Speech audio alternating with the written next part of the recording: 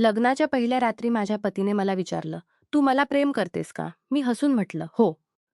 मग त्याने म्हटलं, "माझं प्रेम तू सहन करू शकशील का?" मी न विचारता हो म्हणून डोकं हलवलं. पण मला माहीत नव्हतं की त्याच्या प्रेमाचा अर्थ काय असेल. त्याने माझ्या शरीराच्या प्रत्येक भागावर दातांचे खोल खुणे सोडले.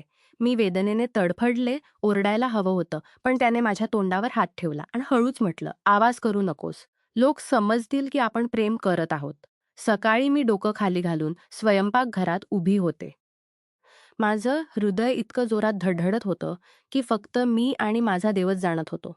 काल रात्री जी यातना मी सहन केली, ती मी शब्दांत सांगू शकत नाही. मोठ्या कष्टाने मी त्याच्या मिठीतून सुटून स्वयंपाकघरात आले होते. माझी स्थिती खूप वाईट होती. माझ्या खूप वाईट होती. माझ्या पूर्ण शरीरावर दातांचे खोल खुणे होते. काल रात्रीची जेव्हा तो माझ्याकडे आला, तेव्हा त्याने अचानक माझे हात आपल्या हातात घेतले आणि चेहऱ्याजवळ आणत म्हटलं, "तू माझ्या प्रेमाची कठोरता तू सहन करू शकशील का?" मी न विचारता हो म्हणून डोकं हलवलं होतं. मी चांगली पत्नी बनायचं होतं आणि माझं कर्तव्य पार पाडायचं होतं. पण मला माहीत नव्हतं की ही चांगली पत्नीची भूमिका माझ्यासाठी किती जड पडणार आहे. मी फक्त हो म्हटलं आणि तो माझ्यावर तुटून पडला. पशुसारखा त्याने माझ्या शरीराच्या प्रत्येक भागावर दात घातले. मी ओरडू लागले, तर तो माझ्या कानाजवळ येऊन मंद आवाजात म्हटला, "आवाज करू नकोस. लोक समजतील की आपण प्रेम करत आहोत." त्याची ही गोष्ट माझं रक्तही आलं होतं आणि त्या रक्ताला त्याने इतक्या आरामात चाटून स्वच्छ केलं, की मी आश्चर्यचकित झाले की ही काय घाणेरडी कृती करत आहे. पण तो माझा पती होता, म्हणून मी काही बोलले नाही. अजूनही तो मला आपल्या मिठीत अडकवून पडलेला होता. पण मी आता थकले होते. आधी मी बाथरूममध्ये लपण्याचा विचार केला होता. पण मला माहीत होतं की जर हा माणूस तिथेही पोहोचला तर माझं आयुष्य तिथेच संपेल. म्हणून मी लगेच स्वयंपाकघरात येऊन उभी राहिले होते. मला खूप जोरात भूक लागली होती. पण गॅस नवीन प्रकारचा होता. हे घर नव्हतं, तर एक शानदार महल होता. मला समजत नव्हतं की माझ्या आईवडिलांना इतकं चांगलं आणि श्रीमंत घर कसं मिळालं. मी गॅस पेटवण्याचा खूप प्रयत्न केला, पण माझ्याकडून काही झालं नाही. माझे हात वारंवार चुकीच्या जागी जात होते.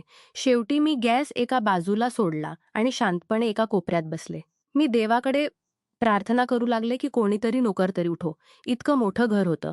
मी इतकं तरी समजले होते की इथे खूप नोकर असतील. मी अजून डायनिंग टेबलवर डोकं ठेवून बसले होते. तेव्हा अचानक स्वयंपाकघराच्या दारावर आवाज झाला. मी डोकं वर काढून पाहिलं, तर माझा पती शर्टलेस उभा होता. त्याच्या चेहऱ्यावर खोल स्मित होतं आणि हात छातीवर बांधले होते. त्याची स्मित पाहून मी भीतीने थरथरले आणि जागेवरून घाबरून उठले. माझ्या चेहऱ्यावर भीती छावली होती. तो मला पाहत अचानक प्रेमळ स्वरात म्हटला, "माझ्या जना, तू खोलीतून बाहेर येण्याचा प्रयत्न का केलास? जेव्हा तू जाणतेस की तुला इथलं काही माहीत नाही, तर मला माहीत आहे की तुझी ही कृती मला किती वाईट वाटली आहे." हे म्हणत तो माझ्या अगदी जवळ आला. मी खूप जास्त घाबरले होते. माझं हृदय म्हणत होतं की आता या घरातून पळून जावे, कारण रात्रीची त्याची कठोरता मी विसरले नव्हते. त्याने माझी कंबर आपल्या हातात अडकवली आणि मला जवळ आणत म्हटला, "मी काय विचारत आहे? उत्तर दे." आता त्याचा चेहरा कठोर होत होता आणि डोळ्यात राग दिसू दिसू लागला होता. मी खूप लागली होती म्हणून मी खाली आले, पण माझ्याकडून हा गॅस पेटत नाही. मी हे शब्द खूप कष्टाने बोलले होते. माझी गोष्ट ऐकून त्याने खोल नजर माझ्या शरीरावर टाकली आणि मग गॅसकडे पाहत म्हटला, "असं का वाटतंय की माझी प्रिय पत्नी खोटं बोलत आहे?" मी त्याच्या पाठीकडे असहाय्य नजरेने पाहत होते. मी कुठे अडकले होते? मला काही समजत नव्हतं. लग्नाच्या जवळपास 1 आठवडा आधी आई आणि बाबा खूप खुश होऊन घरी आले होते. मी त्यांना आश्चर्याने पाहत होते. अचानक आईने माझा कपाळ चांदला आणि मला पाहत म्हटले, "माझ्या मुलीने खूप चांगले नशीब आणले आहेत. बघ, किती चांगला संबंध बसून-बसून मिळाला. हो, त्यांना लग्नाची थोडी घाई आहे, पण आपल्याला काही अडचण नाही. माझा जावई लाखोमध्ये एक हिरकणी आहे." आम्ही खूप गरीब कुटुंबातून होतो. बाबा रेल्वे स्टेशनवर काम करत होते आणि आई लोकांच्या घरात जाऊन भांडी घासत होती. जेव्हा अचानक इतक्या मोठ्या घराचा संबंध मिळाला, तेव्हा ते आनंदाने फुगून गेले आणि लगेच हो म्हटले. फक्त एका आठवड्यात लग्नाच्या सर्व तयारी पूर्ण झाल्या आणि मी या मुंबईतील मोठ्या बंगल्यात आले. पण आता नकळत का मला इथे येऊन माझ्या पतीकडून खूप भीती वाटू लागली होती. जेव्हा मी त्याला वर म्हणून पाहिले होते, तेव्हा मी आपलं हृदय हरवून बसले होते. पण काल रात्री जे त्याच्याबरोबर घडले ते आठवून माझे रोमांच उभे राहत होते. त्याने गॅस पेटवला आणि आता त्यावर चहासाठी पाणी ठेवत होता. मी घाबरून म्हटले, "आपण करू नका, मी बनवते." मी अचानक घाबरले होते की कदाचित हा माणूस मला या गोष्टीची शिक्षा देईल. माझी गोष्ट ऐकून तो खोल हसला आणि डोकं नाही म्हणून हलवत म्हटला, "हो, खूप लवकर आपल्या हातांनी तुझ्यासाठी नाश्ता बनवतो. पण रात्रभर माझ्या प्रेमात कठोरता सहन केली आहे. काही बक्षीस तर मिळायला हवं." मी डोकं खाली घातले. मी खूप जास्त घाबरत होते. एक गोष्ट होती, जरी मी गरीब घरातून होते तरी देवाने मला खूप सुंदर बनवलं होतं. माझ्यासाठी अनेक संबंध आले होते. हो, पण इतक्या श्रीमंत घरातून कधीच आले नव्हते. हीच कारण होती की आई-वडिलांनी जास्त विचार करण्याची वेळ घेतली नाही आणि एका आठवड्यातच मला विदा केले. काहीच वेळात त्याने खूप चांगला पराठा आणि चहा बनवला. माझा हेतू ऑमलेट खाण्याचाही होता. पण मी आपल्या तोंडाने काही म्हटले नाही. पराठा आणि चहा माझ्यासमोर ठेवत तो म्हटला, "आता सांग, सालनसोबत पराठा घेशील का किंवा तुझ्यासाठी ऑमलेट बनवू?" माझी जीभ त्याच्या ओठांवर आली होती. एक क्षण माझं हृदय म्हणत होतं की तोंड उघडून बोलून टाकावे. पण मग मी संकोचले आणि डोकं नाही म्हणून हलवत म्हटले, "नाही, नाही. गरज नाही. मी चहासोबत पराठा खाते." तो माझ्या केसांत हात फिरवत म्हटला, "नाही स्वीटहार्ट, सांग काय हवंय?" आता मला थोडी घाबर वाटली, पण मी हिंमत करून आपल्या तोंडाने म्हटले, मला ऑमलेट हवा. माझ्या म्हणण्याची देर होती की त्याने लगेच माझ्यासाठी ऑमलेटही तयार केला. मी आता त्याला आश्चर्याने पाहत होते कारण त्याने आपल्यासाठी तर नाश्ता बनवलाच नव्हता. मी लगेच म्हटले, "आपण आपल्यासाठी काही बनवलं नाही. आपण हे खा." पण तो डोकं नाही म्हणून हलवत म्हटला, "नाही, तू खा. मी आता कपडे बदलून ऑफिससाठी निघेन. माझ्याकडे जास्त वेळ नाही. फक्त तुझ्याजवळ बसायचं होतं. आणि एक गोष्ट, खोलीतून बाहेर पडण्याची आता पुन्हा अशी कृती करू नकोस. भूक लागली असेल तर खोलीच्या आत एक इंटरकॉम आहे. तिथून खाली ऑर्डर दे. जर तू खोलीच्या पाऊल ठेवण्याची हिंमत केलीस तर लक्षात ठेव, तुझा पती नाही तर या घराचा मालक भेटेल. मला अजिबात आवडत नाही की कोणी माझ्या हुकुमाची अवज्ञा करेल." मी खूप अस्वस्थ होऊन त्याला पाहू लागले की तो माझ्याशी कशी गोष्ट करत आहे. मी शांतपणे नजर खाली घालून नाश्ता खाऊ लागले. 2-4 घास घेताच माझं हृदय भरले होते. पण माझ्या पतीस येताच माझं हृदयू शकत नव्हते. म्हणून शांतपणे नाश्ता गिळून टाकला. नाश्ता खाताच तो जागेवरून उठला आणि माझी मनगट धरून खोलीकडे गेला. माझं हृदय पुन्हा एकदा जोरात धडधडू लागले, कारण मला भीती होती कदाचित तो पुन्हा माझ्यावर तोच जुलूम करेल. पण शुक्र की खोलीत आल्यावर तो मला सोडून बाथरूमला गेला. मी सुटकेचा श्वास घेतला. काही वेळानंतर तो बाथरूममधून बाहेर आला तेव्हा तौलिया गुंडाळलेला होता. मला खूप लाज वाटली. मी लगेच डोकं खाली घातले. तो हसत म्हटला, "आता काय लाज? आपलं तर रात्री सर्वपटे दूर झाले होते." माझे गाल जळू लागले. तो पुन्हा हसत म्हटला, "तू लाजत आहेस. मला आश्चर्य वाटतंय. जरी मी तुला रात्रभर माझ्या प्रेमाच्या पावसात भिजवलं आहे, तरीही तुझे उत्तर पाहून मला खरोखर खूप आश्चर्य वाटतंय." मी काही म्हटले नाही. फक्त शांतपणे त्याची गोष्ट ऐकली. थोड्या वेळानंतर तो कपडे घालून माझ्यासमोर उभा राहिला. थ्री पीस सूटमध्ये तो खूप सुंदर दिसत होता. पण कोणालाही त्याच्या या सुंदर चेहऱ्यामागची वास्तवता माहीत नव्हती. अचानक तो माझ्या मानेकडे झुकला आणि न विचारता त्याने आपले दात माझ्या मानेत घातले. माझा श्वास कोंडायला लागला. मी अचानक तडफडले आणि त्याच्या पाठीवर मुक्के मारले की तो मला सोडेल. पण तो असा झाला की त्याला काही फरक पडत नव्हता. आणि फरक पडणारही कसा? मी एक नाजूक मुलगी होते आणि तो एक मजबूत शरीर असलेला माणूस होता. त्याच्या शरीरानेच कळत होतं की तो नियमित जिम करतो. आपल्या मर्जीने तो माझ्या मागून हटला. माझ्या मानेचं रक्त त्याच्या ओठांवर लागले होते. एक स्मित माझ्याकडे फेकून तो बाहेर गेला. मी लगेच आपलं रक्त थांबवलं आणि लवकर बाथरूमला जाऊन त्या जागेला धुतले. न कळे हे माणूस माझ्यासोबत काय करायचं आहे. मला काही समजत नव्हतं. मी शांतपणे बिछाण्यावर बसून आता रडू लागले. मला स्वतःवर राग येत होता की मी आपल्या आईवडिलांना हे का सांगितले नाही की एकदा मुलाची तपासणी करून घ्या. तो कसा आहे, कुठे उठतो बसतो. श्रीमंत तर आहे पण त्याच्याबद्दल तपासणी करा. पण मी कदाचित लोभाच्या हातात मजबूर झाले होते. आईवडिलांच्या तोंडून ऐकून मीही हवेत उडू लागले होते की तो कोठी बंगल्याचा आहे. मी आयुष्यात कधी अशी आरामाची जीवन पद्धती पाहिली नव्हती. माझीही बाकी मुलींसारखी हीच इच्छा होती की ज्या मुलाशी माझं लग्न होईल तो खूप श्रीमंत असेल. पण आता जेव्हा श्रीमंत माणूस मिळाला आणि त्याची क्रूरता मी याच्यापेक्षा नेली तेव्हा माझे होश उडाले. जरी 2 वेळची भाकर मोठ्या कष्टाने खाऊ घालत असले तरी आईला इतकी यातना कधी देत नाहीत. श्रीमंत माणसासोबत राहणेही खूप कठीण काम आहे. त्याच्या वेगवेगळ्या इच्छा असतात ज्या एका बायकोला पूर्ण कराव्या लागतात. खूप वेळ मी रडत राहिले. अचानक माझ्याजवळ ठेवलेला टेलिफोन जोरात वाजू लागला. मी अस्वस्थ होऊन टेलिफोनकडे पाहिले. मला समजत नव्हतं की तो उचलायचा की नाही. पण मग मी विचार करून रिसीव्हर उचलला आणि कानाजवळ लावला. तेव्हा माझ्या पतीचा जड आवाज माझ्या कानांना भिडला. "कुठल्या आनंदात अश्रू ढाळत आहेस? असं काही मी तुझ्यासोबत जुलूम केलंय की तू असं रडत आहेस जसं मी मेलेलो आहे?" त्याची अशी गोष्ट ऐकून माझं हृदय दहलले. मी न विचारता चारही बाजूंना नजर फिरवली. अखेर त्याला कसं कळलं की मी रडत आहे. मी काही म्हणते त्याआधी तो म्हटला, "एक गोष्ट लक्षात ठेव मुली, तुझ्यावर 24 तास माझी नजर आहे. जर आता मी तुझ्या डोळ्यातून एकही अश्रू पडताना पाहिला तर मी तुझी जान घेईन." मी खूप घाबरले आणि हो म्हणून रिसीव्हर ठेवला. आता तर मी पूर्णपणे घाबरले होते.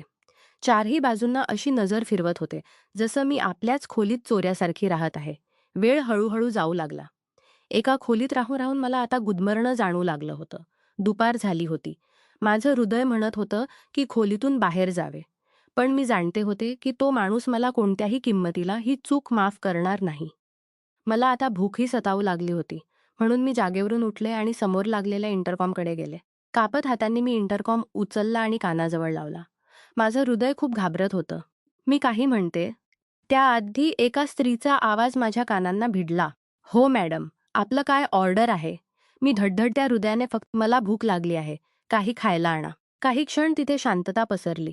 मग तोच स्त्रीचा आवाज आला. "मॅडम सांगा आपण काय खाल? आम्ही आता आपल्यासाठी आणू." मी घाबरून म्हटले, "जे काही आहे ते मला आणा. मला खूप भूक लागली आहे." हे म्हणताच मी इंटरकॉम ठेवला. मला बोलणेही येत नव्हतं. आमच्या घरात असे फोन नव्हते. हे घर खूप शानदार होतं. पण आता मला इथे खूप भीती वाटू लागली होती. जवळपास 10 मिनिटांनंतर खोलीच्या दारावर ठोका झाला. मी खोलीचा दरवाजा उघडला तर समोर एक तर ती आत आली आणि ट्रे धरून उभी होती. "मॅडम, पुढेपासून आपण खाण्याचं मेनू ठरवा. हे मी आपल्यासाठी आता हलके-फुलके बनवलं आहे आणि आपण रात्री काय खाल ते मला आता सांगा." मी शांतपणे तिच्याकडे गेले. जेव्हा मी ट्रे काढली तेव्हा त्यात अनेक प्रकारचे सालन होते. सोबत भातही होते आणि पोळीही होती. मी देवाचे आभार मानले आणि तिच्याकडे पाहत म्हटले, "रात्रीही हेच खाते. आपल्याला त्रास होण्याची गरज नाही." हे म्हणताच मी खाणे सुरू केले. ती डोकं हलवून खोलीतून निघून गेली. खाणे खाल्ल्यानंतर अचानक मला झोप येऊ लागली. मला इतकी झोप येत होती की खाण्याची ट्रे पुढे सरकवली. पाणी ग्लासमध्ये ओतून मी बिछाण्यावर पडले. झोपेचे असे झोके येत होते की मी स्वतःच आश्चर्यचकित झाले. अजून थोड्या वेळापूर्वी मी पूर्ण ठीक होते. बिछाण्यावर पडताच मी केव्हा झोपेच्या जगात गेले ते मला स्वतःला माहीत नाही. माझे डोळे जवळपास 2 तासानंतर उघडले. पण मी अचानक अस्वस्थ होऊन उठून बसले, कारण मी आता त्या बिछाण्यावर नव्हते जिथे मी झोपले होते. मी एका अंधारल्या खोलीत होते. माझं हृदय जोरात धडधडू लागले. चारही बाजूंना मी वेड्यासारखे नजर फिरवल्या, पण मला काही दिसत नव्हतं. मी जमिनीवर पडले होते. मी सतत आपल्या देवाला आणि आपल्या आईवडिलांना हाक मारत होते. माझ्यासोबत काय होत आहे? मला काही समजत नव्हतं. मी लगेच ओरडले, "राजेश, आपण कुठे आहात? मला इथून काढा. माझा श्वास कोंडत आहे." मला अंधारातून नेहमी भीती वाटत असे. मला वाटत होते की आता माझा श्वास बंद होईल. म्हणून मी खूप अस्वस्थ होऊन ओरडत होते. मी आपले केसही नखेने ओरडू लागले, कारण मला खरोखर श्वास येत नव्हता. अजून माझे डोळे बंद होत, आधीच पूर्ण तळघर श्वास घेऊ लागले. अजून माझे डोळे बंद होत, त्याआधीच पूर्ण तळघर प्रकाशात भरले. मी घाबरून चारही बाजूंना नजर फिरवल्या. समोर दाराजवळ माझा पती दारावर टेकून उभा होता. मी लगेच त्यांच्याकडे धावत गेले आणि न विचारता त्यांच्या छातीला लागून जोरात रडू लागले. कारण मी अंधात खूप घाबरले होते. त्याने माझ्याकडे आपले हात गुंडाळले नाहीत. खूप वेळ आपलं हृदय हलके करून मग त्याच्यापासून वेगळी झाले तेव्हा त्याच्या चेहऱ्यावर भयावह थंडी होती. मी काही म्हणते त्याआधी त्याने माझे केस आपल्या कठोर पकडीत घेतले. आपला चेहरा माझ्या चेहऱ्याजवळ आणत म्हटला, "कुणाच्या परवानगीने तू नोकरांवर आपला निर्णय सोडलास? तुला एकदाही हे विचार आला नाही की मला फोन करून विचारायचं होतं की मी दुपारी खाऊ?" त्याचा कठोर आवाज ऐकून मला आपल्या पाठीच्या कण्यात थरकाप जाणवला. मी काही म्हणते त्याआधी तो आणखी म्हटला, "याच्या पुढे आता तू माझ्याच छातीला लागून अश्रू ढाळत आहेस. जरी मी तुला सकाळीच सांगितले होते की मला तुझ्या डोळ्यात एकही अश्रू नको." मी त्याच्या गोष्टी ऐकून खूप घाबरले. माझ्या शरीराचा प्रत्येक भाग थरथरत होता. हा कसा वेडा माणूस होता जो अशा गोष्टी करत आहे. माझ्या मनात अचानक फक्त एकच गोष्ट आली. मी काही म्हणते त्याआधी त्याने माझ्या तोंडावर जोरात थप्पड मारली, ज्यामुळे मी लडखडत जमिनीवर पडले. तो मला पाहत म्हटला, पुढेपासून जर तू आपल्या जातीचा निर्णय कोणत्याही नोकर किंवा कोणत्याही अनोळखी माणसावर सोडलास तर मी तुझी जान घेईन. तू आपल्या जातीचा निर्णय स्वतःही करणार नाहीस. तू काय घालशील, काय खाल, सर्व मी ठरवीन. आणि तू सर्व गोष्टी माझ्याकडूनच विचारशील. जर तू कोणालाही आपल्या आयुष्यात सामील करण्याची हिंमत केलीस तर मी तुझी जान काढून टाकीन आणि तुझं शरीर कुत्र्या मांजरांसमोर टाकीन. तू अजून आपल्या पतीच्या रागाची ओळख करून घेतलेली नाहीस. त्याचा कठोर आवाज मला विचित्र यातना देत होता. मी लगेच हो म्हणून डोकं हलवू लागले.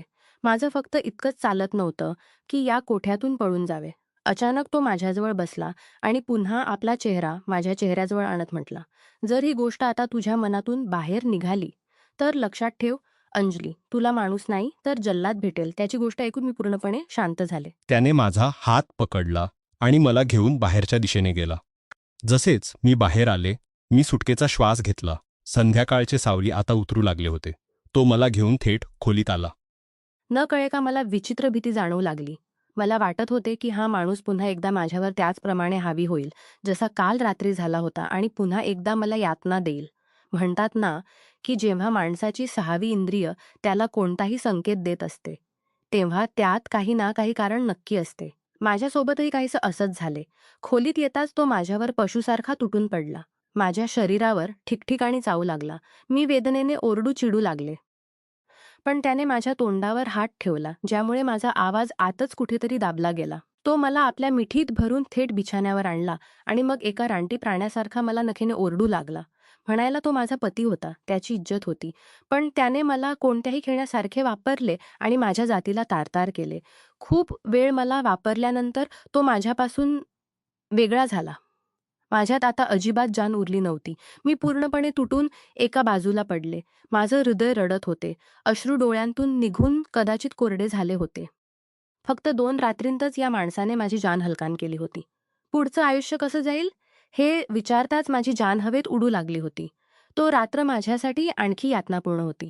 पहिल्या रात्री मला कमी यातना झाली होती, पण या रात्री त्याने अजिबात दया दाखवली नाही. सकाळच्या पहिल्या किरणांवर माझे डोळे उघडले, पण शरीरात इतका वेदना होती की मी 1 इंचही हलवू शकले नाही. म्हणून बेजान अवस्थेत तिथेच पडून राहिले. पण मला माहीत नव्हतं की माझ्यासाठी ही एक यातनापूर्ण कृती ठरणार आहे. काही क्षणानंतर त्याने मला अचानक आपल्या जवळ ओढले. मी अस्वस्थ होऊन त्याच्याकडे पाहिले. तेव्हा त्याने माझा चेहरा आपल्या कठोर हाताळ्यांमध्ये अडकवला आणि माझ्या डोळ्यांत पाहत म्हटला, तुला हवंय की तू लवकर उठ आणि आपल्या पतीसाठी कपडे काढ. पण तू आहेस की अशीच पडलेली आहेस. माझं हृदय म्हणत होतं की या माणसाला झगकून सांगावे की जे नियम तू बनवले आहेस, आधी मला त्यांच्याबद्दल सांग. त्यानंतरच मी तुझ्यासोबत पुढचं आयुष्य सुरू करीन. पण माझ्यात इतकी हिंमत नव्हती की या माणसासमोर एक शब्दही बोलू शकेन. मी घाबरून हो म्हणून डोकं हलवले आणि उठण्याचा प्रयत्न केला. पण त्याने माझे दोन्ही हात अडकवले आणि पुन्हा एकदा माझ्यावर झुकत म्हटला, मी आता तुला उठायला सांगितले आहे का? तो काय करणार होता? काय हवं होतं? मला काही समजत नव्हतं. तो माणूस एक कोडे होता, ज्याला सोडवणे माझ्या बसपलीकडे होते. तो मला पाहत म्हटला, शांतपणे पडून राहा. जोपर्यंत मी न सांगतो तोपर्यंत जागेवरून हलणंही नको. तो कदाचित मला आपल्या हुकुमावर चालवायचं हवं होतं. पण मी त्याला सांगायचं हवं होतं की मी कोणतीही कठपुतळी नाही. मी एक माणूस आहे. जिवंत माणूस ज्याच्या छातीत हृदय आहे आणि त्या हृदयात काही भावना आहेत ज्या एक स्त्री आपल्या पुरुषासाठी ठेवते. पण मी काही शब्दही बोलले तर हा माणूस मला कदाचित जिवंत सोडणार नाही. खूप वेळ तो मला आपल्या मिठीत अडकवून पडला होता आणि कदाचित आता त्याला जाणवलं होतं की खरोखर खूप वेळ झाला आहे. तर तो जागेवरून उठला आणि मला पाहत म्हटला, मी न्हायला जातोय. तू माझे कपडे तयार कर. काळ्या रंगाचा ड्रेस काढ. हे म्हणून तो थांबला नाही आणि बाथरूमला गेला. मी लगेच जागेवरून उठू लागले तेव्हा मला आपल्या कमरेत तीव्र वेदना जाणवली. कारण ज्या प्रकारे त्याने मला पुन्हा बिछाण्यावर फेकले होते, माझ्या कमरेत कदाचित चोट लागली होती. मी मोठ्या कष्टाने उठून अलमारीपर्यंतचा रस्ता पार केला आणि लवकर त्याच्यासाठी कपडे काढून ड्रेसिंग रूममध्ये ठेवले. कारण या माणसाचा कोणताही विश्वास नव्हता की या चुकीवरही तो माझी जान गळ्यातून काढून घेईल. मी आता सोफ्यावर बसले. वेदनेने माझी स्थिती वाईट होत होते. थोड्या वेळानंतर तो नेहमीप्रमाणे तौलिया गुंडाळून बाहेर आला. मी त्याच्याकडे एक नजर टाकली आणि डोकं खाली घालून म्हटले, राजेश, मला खूप वेदना होत आहे. माझी जान निघत आहे. माझा स्वर अचानक कापला गेला. त्याने न विचारता माझ्याकडे पाहिले आणि प्रश्न करत म्हटला, "काय झालं?" मी लगेच म्हटले, "माझ्या कमरेत खूप वेदना होत आहे. माझी जान निघत आहे." राजेश, मला खरोखर कदाचित चालण्यामुळे आणखी अडचण होत आहे. त्याने एक नजर माझ्या शरीरावर टाकली आणि मग थेट ड्रेसिंग रूमला गेला. कपडे बदलून आला तेव्हा त्याच्या हातात आता एक चादर होती. तो चादर माझ्याकडे गुंडाळत त्याने मला अचानक आपल्या हातात उचलले. मी घाबरून त्याच्याकडे पाहिले. तेव्हा तो मला पाहत म्हटला, "तुझी स्थिती मला ठीक वाटत नाही. मी तुला डॉक्टरांकडे नेतोय. तिथे तुझी मालिश वगैरे होईल तर तू चांगलं वाटशील." एक क्षण मला आश्चर्य वाटले की हा माणूस जो मला खोलीतून बाहेर जाण्याची परवानगी देत नव्हता, आपल्या मर्जीने मला प्रत्येक हुकूम देत होता. तो मला घराबाहेर नेत आहे. मी आश्चर्याने त्याच्या प्रत्येक कृतीला पाहत होते. तो मला घेऊन थेट पोर्चमध्ये आला आणि आपल्या गाडीच्या पुढच्या सीटवर बसवत म्हटला, "डॉक्टरला घरीही बोलवू शकलो असतो, पण माझ्याकडे आता जास्त वेळ नाही. मी तुला क्लिनिक सोडून थेट ऑफिसला जाईन. आपलं चेकअप वगैरे करून तू तू तिथेच बसून राहा. जवळपास 1 तासानंतर मी परत येऊन तुला इथून नेईन." मी डोकं हलकेसे हलवले. थोड्या अंतरावर तो मला घेऊन एका हॉस्पिटलला पोहोचला आणि एका नर्सला काही पैसे देत म्हटला, "याला लक्षपूर्वक डॉक्टर महेशकडे ने. याला लक्षपूर्वक डॉक्टर महेशकडे ने." त्या नर्सने माझ्या शरीरावर एक नजर टाकली. माझ्या चेहऱ्यावर त्याच्या कृतेचे खुणे होते. मी डोकं खाली घातले होते. ती माझा हात पकडून मला डॉक्टर महेशकडे नेली. ती मंद आवाजात म्हण, "ठीक आहात." मी डोकं हलकेसे हलवले. तेव्हा ती माझ्या कमरेवर हात ठेवत म्हटली, "जर आणखी आधाराची गरज असेल तर मी व्हीलचेअर मागवू." मी डोकं नाही म्हणून हलवले आणि थकलेल्या आवाजात म्हटले, "प्लीज मला डॉक्टर महेशकडे ने. माझी स्थिती खूप वाईट होत आहे. पाठीत खूप वेदना आहे." ती मला घेऊन थेट एका केबिनजवळ आली आणि दारावर ठोका मारून मला आत नेली. पण जसेच माझी नजर त्या डॉक्टरांवर पडली, मी आश्चर्याने समोर बसलेल्या व्यक्तीला पाहू लागले. कारण तो व्यक्ती पूर्णपणे माझ्या पतीच्या चेहऱ्याचाच होता. मी एक नजर त्या नर्सला पाहिली आणि दुसरी नजर त्या डॉक्टरांना पाहिली, जो हसत मलाच पाहत होता. तो जागेवरून उठला आणि माझ्याकडे आला. माझा हात पकडून म्हटला, "भाभी, मी आपला देवर आहे. तू जा, मी याला सांभाळतो." तो म्हणून मला खूप लक्षपूर्वक खुर्चीवर बसवले होते. मी अजून विश्वास करू शकत नव्हते. न कळे का मला वाटत होते की हा व्यक्तीच माझा पती आहे. फक्त नाटक करत आहे. पण एक गोष्ट त्यात वेगळी होती. त्याच्या हातावर टॅटू नव्हता. तर माझ्या पतीच्या हातावर टॅटू होता. याच कारणाने मी थोडं आराम जाणवू शकले. तो मला पाहत म्हटला, "काय झालं? आपल्या चेहऱ्यावर हे खुणे कसे आहेत?" पण अचानक तो बोलता बोलता थांबला, कारण त्याची नजर माझ्या मानेवरही गेली होती. तो नजर चोरत म्हटला, "आपण त्यांच्याशी लग्न का केलं?" त्याच्या अचानक प्रश्नावर मी न विचारता त्याच्याकडे पाहिले. म्हणायला तो त्याचा भाऊ होता. तरीही तो माझ्याशी असा प्रश्न का करत आहे? मी काही म्हणते त्याआधी तो म्हटला, "आपल्याला भावाची वास्तवता माहीत आहे." मी यावेळीही काही म्हटले नाही. मी शांतपणे त्याला पाहू लागले की तो काय विचारत आहे. तो आणखी काही म्हणतो त्याआधी मी म्हटले, "माझ्या पाठीत खूप वेदना होत आहे. हा प्रश्न करून आपण माझ्या वेळेच्या शिवाय काहीही वाया घालवत नाही. प्लीज माझा उपचार करा." माझी गोष्ट ऐकून त्याने डोकं हलकेसे हलवले आणि अचानक एका महिला डॉक्टरांना आपल्या खोलीत बोलावले. त्या महिला डॉक्टरांनीही मला एक नजर पाहिलं आणि मग मला आत नेले. मला उलटा लिटवून ती हळूहळू माझ्या कमरेवर काही मलम लावू लागली. ती अचानक, "जाणतेस मी कोण आहे?"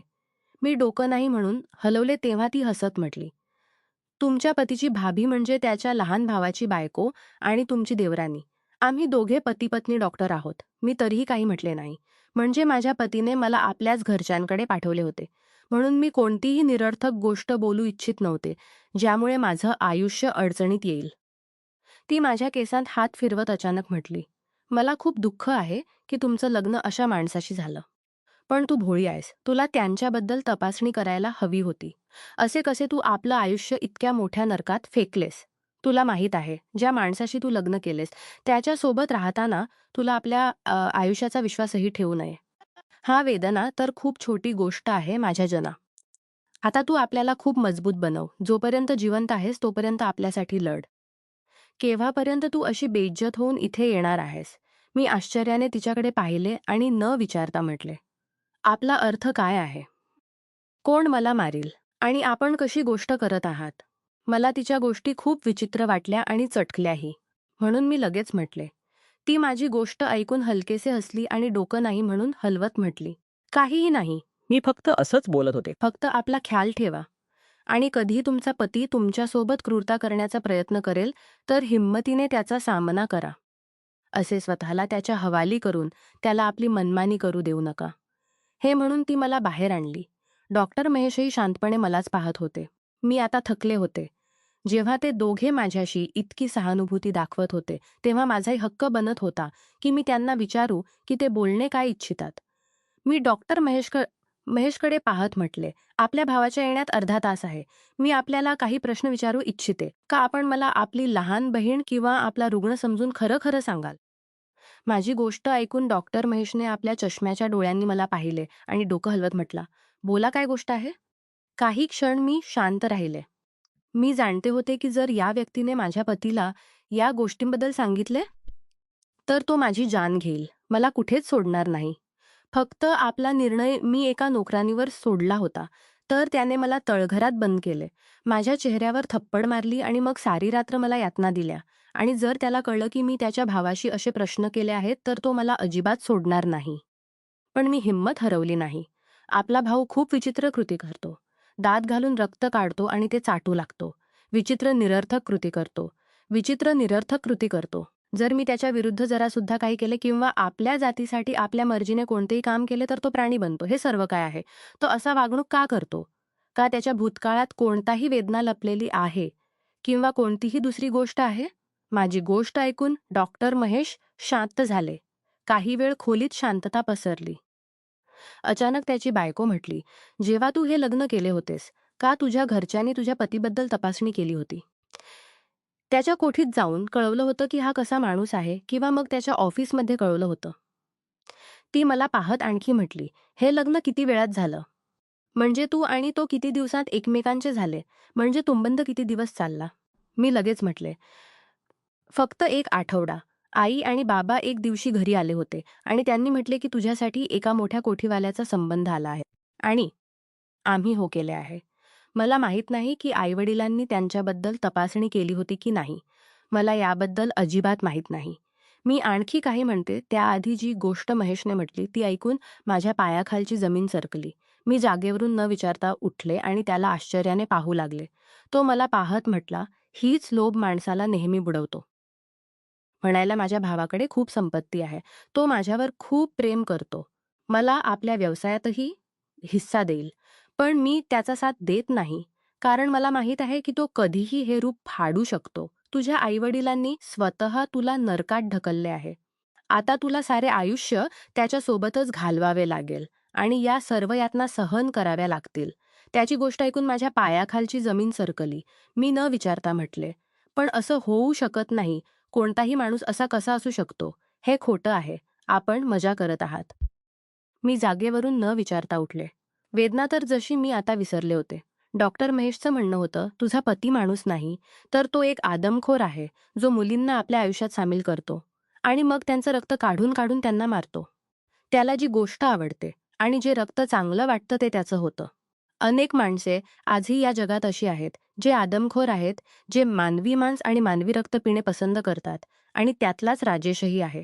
माझं हृदय खूप जोरात धडधडू लागले. त्याची ही सवय तर मला कळून चुकली होती. ज्या प्रकारे तो माझ्यावर दात घालत असे आणि मग निघालेलं रक्त चाटू लागत असे, ही कोणतीही खोटी गोष्ट नव्हती. मी डॉक्टर महेश आणि त्याच्या बायकोसमोर हात जोडत म्हटले, देवासाठी माझी मदत करा. कदाचित वरच्या देवानेच मला आपण दोघांना भेटवलं आहे जेणेकरून मी या जाळ्यातून मुक्त होऊ शकेन. माझ्या लग्नाला फक्त 2 दिवस झाले आहेत आणि त्याने 2 दिवसांतच माझं आयुष्य उद्ध्वस्त केले आहे. मला त्याच्यासोबत राहायचं नाही. तेव्हा माझी देवराणी म्हटली, पण असं शक्य नाही. तो व्यक्ती तुला सोडणार नाही जोपर्यंत तुला तो संपवत नाही. आम्ही सर्व जाणतो, पण आम्ही काही करू शकत नाही कारण त्याच्याकडे ताकद आहे, पैसे आहेत. जर आम्ही त्याच्या विरुद्ध जाण्याची हिंमतही केली तर तो आमच्या दोघांचं डॉक्टरी लायसन्स काढून घेईल. आमची नोकरी जाईल आणि तो असा आरोप आमच्यावर ठेवेल की आम्ही तुरुंगात जाऊ. मी खूप जोरात रडू लागले. डॉक्टर महेशला पाहत म्हटले, आपण काही करून मी डॉक्टर महेशला पाहतून काढा. मी सर्व सहन करीन. मी काही म्हणणार नाही. आपल्या लोकांचं नावही येणार नाही. फक्त माझी मदत करा. माझी गोष्ट ऐकून डॉक्टर महेश काही क्षण शांत राहिले आणि मग अचानक म्हटले, इथून दूर जावं लागेल. कोणत्याही दुसऱ्या शहरात जिथे तो तुला शोधू शकणार नाही. जर तू त्याला याच शहरात भेटलास तर तो तुला जीवन सोडणार नाही. माझं हृदय खूप घाबरले. माझे आईवडीलही भोळे होते. मुलीला खुश ठेवण्यासाठी त्यांनी हे पाऊल उचलले होते. पण त्यांना माहीत नव्हतं की मुलीला खुश ठेवण्याच्या चक्रात ते मुलीला मारून टाकतील. त्यांनी मला एक चांगला प्लॅन समजावला. त्यांचं म्हणणं होतं, तू आता सध्या राजेशसोबत जा. हं. 1-2 दिवस त्याच्यासोबत घालव आणि मग जसेच रात्री तो खोल झोपेत असतो, तेव्हा तू घराच्या मागच्या भागातून निघून गल्लीच्या शेवटच्या भागावर ये. माझी गाडी तुला तिथून नेईल. मी आश्चर्यही होते की हा व्यक्ती माझी मदत का करत आहे. पण जेव्हा मी तसंच केले आणि त्याच्या नजरेपासून वाचत मी खाली आले, तेव्हा समोर खरोखर त्याची गाडी उभी होती. मी लवकर त्या गाडीत बसले. एक गोष्ट होती, राजेश जेव्हा झोपायचा तेव्हा त्याला उठवणे खूप कठीण होते. कदाचित तो माझी जान काढून स्वतः सुखात जात असे. त्या गाडीत बसून मी एका दूरच्या शहराकडे रवाना झाले. मी जाणते होते की हा व्यक्ती तिथे मला शोधूच शकणार नाही. ते एक खूप सुंदर आणि मोठं शहर आहे, जिथे माझं भेटणे त्याच्या बसपलीकडे होते. आणि मग तसंच झाले. तिथे जाऊन मी एका गरीब भागात बसले. सुरुवातीला मला खूप यातना राहत आहे. मी फक्त वरच्या देवाला प्रार्थना करते की कधीही कोणत्याही मुलीसोबत असाच हादसा होऊ नये. कधीही कोणत्याही मुलीला अशी यातना येऊ नये. कारण कोणतीही मुलगी इतकी यातना सहन करू शकत नाही. लग्न करताना फक्त संपत्ती पाहून घाई करू नये. मुलाची पूर्ण तपासणी करायला हवी. घरातील हिंसा आणि क्रूरता कधीही सहन करू नये. मदत मागा, सुरक्षित राहा. श्रीमंतीपेक्षा शांतता आणि आदर जास्त मोलाचे आहेत. नमस्कार मित्रांनो, तुम्हाला ही कथा आवडली असेल तर चॅनेलला सबस्क्राईब करायला विसरू नका. आणि यापेक्षाही अधिक रंजक व्हिडिओ पाहण्यासाठी माझ्या चॅनेलवर नुकताच अपलोड केलेला नवीन व्हिडिओ नक्की पहा. तो तुम्हाला खूप आवडेल अशी मला आशा आहे.